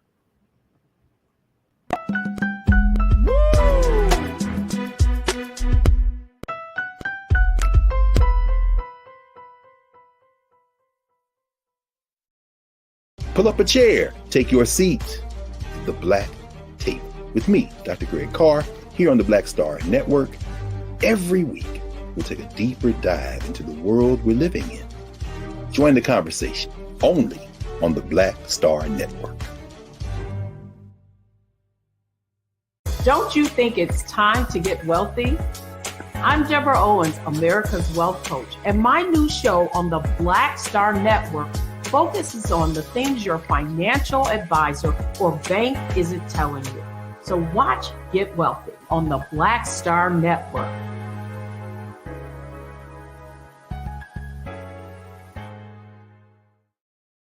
Hi, I'm Dr. Jackie Hood Martin, and I have a question for you. Ever feel as if your life is teetering and the weight and pressure of the world is consistently on your shoulders? Well, let me tell you, living a balanced life isn't easy. Join me each Tuesday on Black Star Network for A Balanced Life with Dr. Jackie.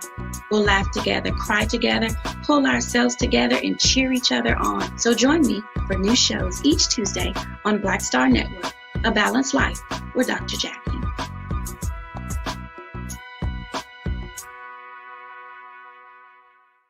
It's time to be smart.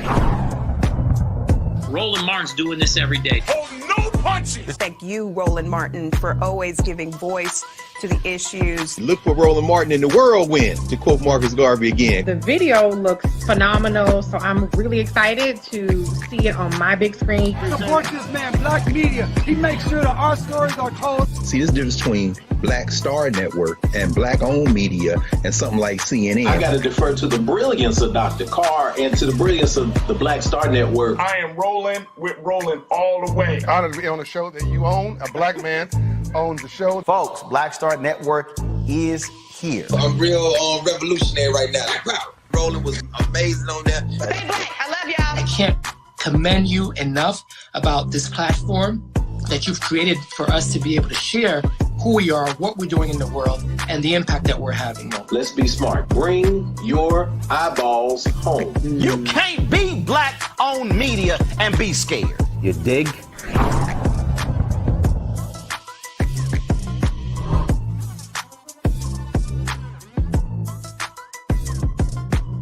It's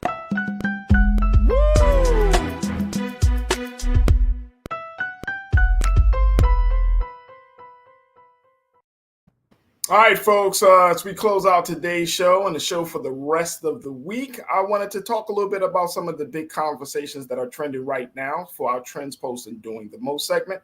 So let's start off with the fact we started talking at the beginning of the show about the Buffalo shooting massacre at Top Supermarket. Well, if you did not know, and I want to bring Bakari in really quickly for this part.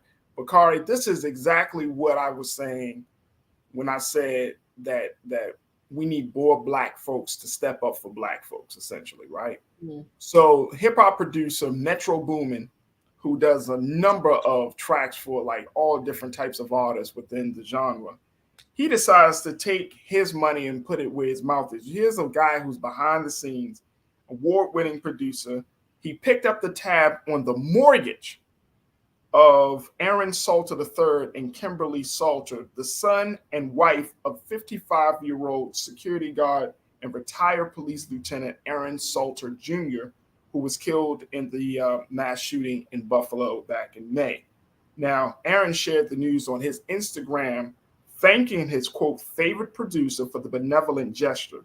He said, "How many producers you know look out for people when they need it most? Gotta say thanks to my favorite producer, Metro Boomin. He called me and asked if he could help me during my tragic loss and did just that. No more mortgage, paid in full." And look what Metro Boomin posted. "Love always, bro. My line is always open, and I meant every single thing I said back when we spoke." Beautiful house, beautiful home, and now it's paid off by a hip-hop producer. Man, oh man, how big is that? I love it all the way. I thought that was absolutely dope. So big shout out to Metro Boomin for doing it. A lot of people, I don't know. Like I said, it's unfortunate. It was 10 people. Those 10 people should not have, those families of those 10 victims should not have to worry about how they're going to get bills paid, none of that. Even for the seniors, the families should be given something. The government didn't give them anything. So that's what I'm saying about Black celebrities and other Black folks coming in to fill in the gap, because that is needed. Paid off the full mortgage. I don't know how much it was, but hey, the house is yours now. Yeah. That is dope. Absolutely dope. All right, let's go to another trending topic, folks. Let's talk a little bit about Michelle Obama. Yes, the former first lady that everyone loves. And some people, some people still say she's the first lady. They don't even put former on it. They like, my first lady. Forever first lady. My forever first lady is Michelle Obama. Well, y'all remember her book, Becoming? Her book, Becoming, was an international bestseller. Got on a New York Times list, 17 million copies of her first book of Becoming. Now she announced that a second book is on the way called The Light We Carry, and that will be published in November. The subtitle, Overcoming in Uncertain Times. It comes 4 years after the release of her massively successful Becoming book. And this will be a book that shares a series of fresh stories and insightful reflections on change, challenge, and power, according to the statement from Random House Publishing Group. It will be 336-page book, and it will be released on November the 15th. And Michelle Obama is going to be drawing from her experience as a mother, daughter, spouse, friend, and first lady. She's going to share habits and principles she has developed to successfully adapt to change and overcome various obstacles, the earned wisdom that helps her continue to become, according to the statement from her publisher. And so y'all can expect, can anybody say holiday gift? Right on time. Right on time. Right on holiday time. Gift. Can y'all say holiday gift? I wonder how many people would. I haven't read, and I feel bad for saying this. I haven't read Becoming. I haven't read it either. Oh, okay. We are so not Black, Bakari. Safe space. We can get that one done by the fall, and then by the fall, we can. Okay, there we go. You know what? Let me audio book it. I'm gonna go on and I'm gonna just there it is. There it is. I'm gonna audio book it. I wonder how many folks, I wonder if y'all would get Michelle Obama's second book. That would be interesting. But 17 million on her first book, whew, they probably think of 20 million for this next book. So congratulations to Madam First Lady, and we will see how that comes on. I'm gonna see if I can get Michelle. If I can get one of the Obamas on, just one, Bakari. Listen. On a Friday. Farajii. Gotta be on a Friday, brother. It's gotta be on a Friday. That's all I ask. Okay. I just need one. That's all I need. Just one. All right, final thing that's trending right now. Everybody's heard of director and producer and writer Jordan Peele. He is the man behind the movies such as Get Out and Us. Well, guess what, folks? Guess what? His new movie, Nope, hits theaters, and here's what it looks like. Check it out.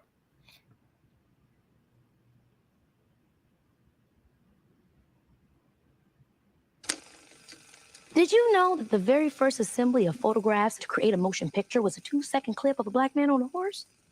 And that man is my great-great-grandfather. Great. There's another great-grandfather. But that's why back at the Haywood Ranch, as the only black-owned horse trainers in Hollywood, we like to say, since the moment pictures could move, yeah, skin in the game.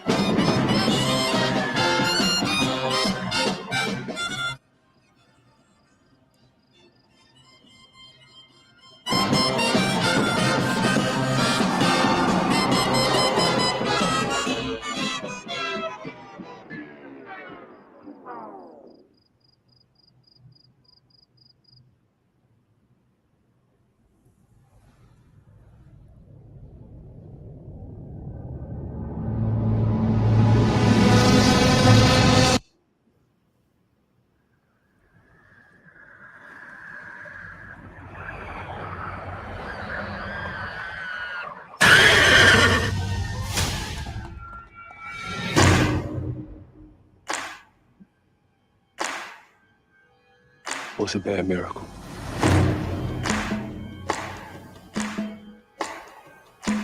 They got a word for that.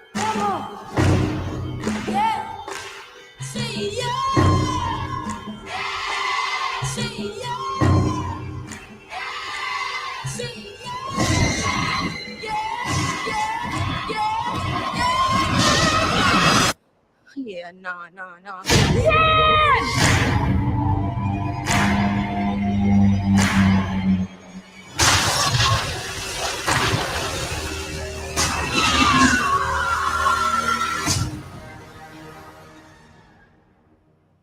Yeah.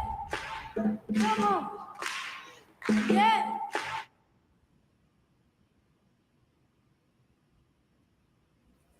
Nope, I ain't saying that, man. That joint looks scary as hell, bro. I ain't saying that. Nope. Right. No, I'm definitely saying that. The reviews, Bakari, the reviews are, they saying this is Jordan Peele's, woo, they said this thing is fire. Uh-oh. They saying this thing is fire. Okay. Y'all checking it out. How many y'all going to the theater this weekend to check out Nope? I am. I gotta see it early before the spoilers. Oh, so, yeah. Because, you know, black folks will spoil it. Yes, they will. Yes, we like to do that. No, they said that this is really good. They said that this is really good. You think it's gonna be better than Get Out? It's got a different vibe than Get Out. Okay. All right. It's got a different vibe from Get Out. What I read from Jordan Peele, he said that this is a black UFO movie. Okay. So y'all take that how y'all take it. I've been trying to, figure it out. Like, what does he mean by that? But this is a UFO space western. This is the, like, he cuts through so many genres with this project. So it's like, I gotta go see it, man. I gotta go see it. Plus, I thought Get Out and Us, I thought Us was really wild. That joint had me kind of twisted a little bit. Get Out, I thought, was fantastic. I think Jordan Peele, like, out of all the people, I never thought that Jordan Peele would produce the type of projects that he's been putting out. And with such strong racial tones. And I'm a huge fan of Daniel Kaluuya. Huge fan. Love him. Brother I think brother is, he don't get enough play for me. I think he's going to be, he's like a Forrest Whitaker. A young Forrest Whitaker. I don't know if that's a good comparison. Y'all tell me if it is. But yeah, some longevity. He's got longevity in the thing. One of my favorite movies with him was Judas. The one about Fred Hampton. Okay. Mm-hmm. I can't think of the name of it. He played the hell out of that role, man. Mm-hmm. And there was a video that was circulating online where Fred Hampton Jr., the son of Fred Hampton, saw him. And it was such a touching moment because Fred Hampton Jr. just embraced Daniel Kaluuya like in a loving embrace. Mm-hmm. And Daniel Kaluuya just kept saying, "You're welcome. You're welcome. You're welcome." Because the son was like, "Thank you. Like, wow, you brought my dad to life on that film." So, you know what I mean? I think Daniel Kaluuya is probably one of the greatest. He seems so humble. You know what I mean? He don't seem like he's trying to be flashy and all this. And he's a British black man. He's like Idris Elba. Yep. He's like all these young black British actors are taking over. These young brothers are taking over. I'm thinking of my guy from Snowfall. He's British. Mm-hmm. Plays Saint. Idris Elba. Yep. Daniel Kaluuya. The brother that plays in the All American. That's on the CW. I mean, these young black men, they are taking over, man. They are taking over. Judas and the Black Messiah. Thank you, Nicole. There you go. Judas and the Black Messiah. And I don't even want to crap on the fact that what's the other actor that was playing along?